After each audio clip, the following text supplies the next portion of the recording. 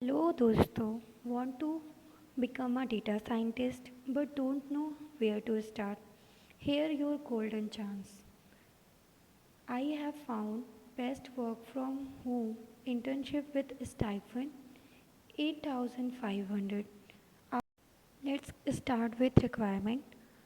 Currently pursuing or recently completed degree in data science, computer science, static mathematics or related field who done Python, R for data analysis, etc.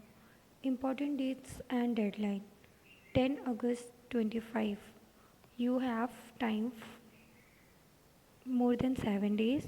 Additional information like internship duration is 2 months. Stipend you get 8500. Work details like work from home. You have to work 5 days.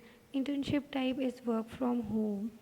This is full-time internship. You get job offer, certificate of completion, letter of recommendation, flexible hour, counseling.